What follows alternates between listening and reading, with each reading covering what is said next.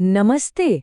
आज हम जिस बारे में बात करने वाले हैं वो शायद आपके बात करने का तरीका ही बदल दे।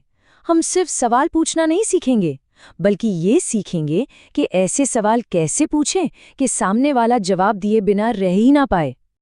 ये एक बहुत ही पावरफुल आइडिया है और हमारी पूरी बातचीत इसी पर टिकी है। ये कोई शब्दों का खेल नहीं है, बल्कि इस बात की गहरी समझ है कि कम्युनिकेशन मतलब संवाद असल में काम कैसे करता है।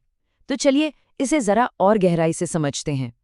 तो सबसे पहले ये समझना जरूरी है कि कई बार हमारे सबसे अच्छे सवाल भी क्यों बेकार चले जाते हैं।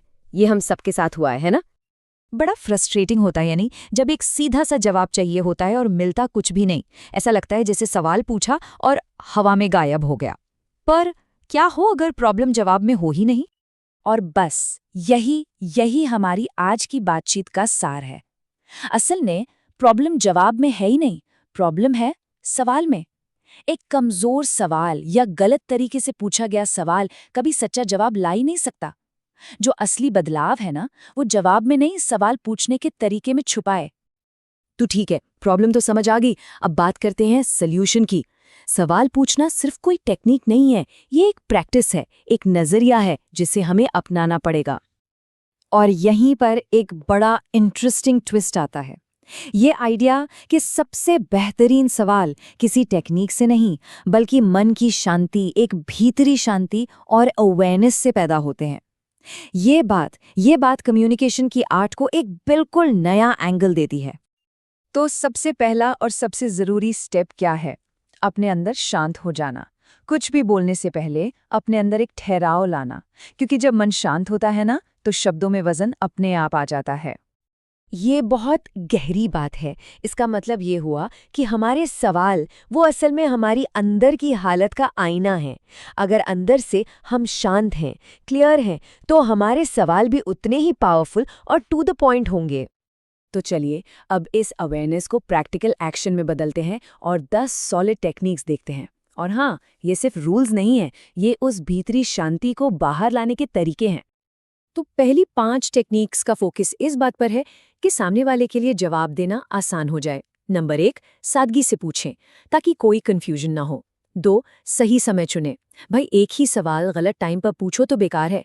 3, आंखों से पूछें, इससे ईमानदारी दिखती है। 4, छोटे छोटे हिस्सों में पूछें ताकि सवाल भारी ना लगे।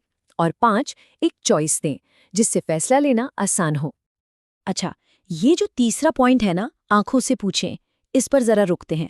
देखिए, शब्द तो झूठ बोल सकते हैं, पर आंखें नहीं। जब सवाल पूछते हुए आंखों में एक सच्चा इरादा झलकता है, तो सामने वाले के लिए खुद को डिफेंड करना या झूठ बोलना बहुत मुश्किल हो जाता है। ये ट्रस्ट बनाने का सबसे सीधा तरीका है। अब अगली 5 टेक्निक्स हैं ट्रस्ट बनाने और एक सेफ स्पेस बनाने के बारे में। जैसे कि सवाल को किसी एक्शन से जोड़ना। सवाल पूछने से पहले अपने बारे में कुछ बताना ताकि दूसरा भी कंफर्टेबल फील करे। और हाँ, खामोशी का इस्तेमाल करना। ये तरीके हमें सिखाते हैं कि कनेक्शन की भाषा कैसे बोलें और इल्जाम लगाने के बजाय सच को कैसे खोजें। 8वीं टेक्निक है खामोशी का इस्तेमाल। कभी कभी सबसे पावरफुल चीज जो की जा सकती है वो है कुछ ना कहना। सवाल पूछने के बाद की वो खामोशी, वो साइलेंस, अक्सर सामने वाले को इस खालीपन को भरने पर मजबूर कर देता है, और वो भी सच्चाई के साथ। और 10वीं टेक्निक, वाह, ये बहुत खूबसूरती से दिखाती है कि नियत मतलब इंटेंशन कितना मैटर करता है। सोचिए, अगर सवाल एक इल्जाम जैसा लगे, जैसे तुमने ऐसा क्यों किया, तो सामने वाला फौरन डिफेंसिव हो जाएगा।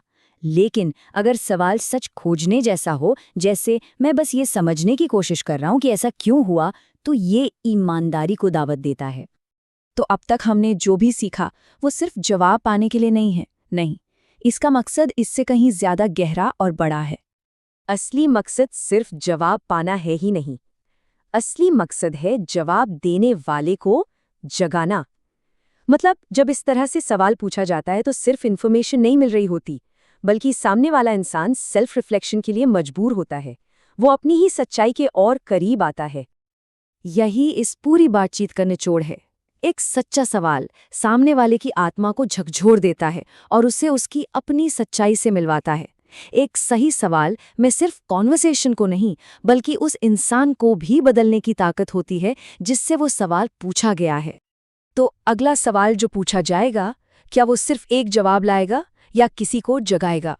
अगली बार जब कोई ज़रूरी सवाल पूछना हो तो एक पल रुकिएगा, अपने अंदर शांत होकर बस ये सोचिएगा, क्या ये सवाल सिर्फ एक जवाब के लिए है या ये किसी को उसकी सच्चाई से मिलाने का एक मौका है? फैसला आपका है।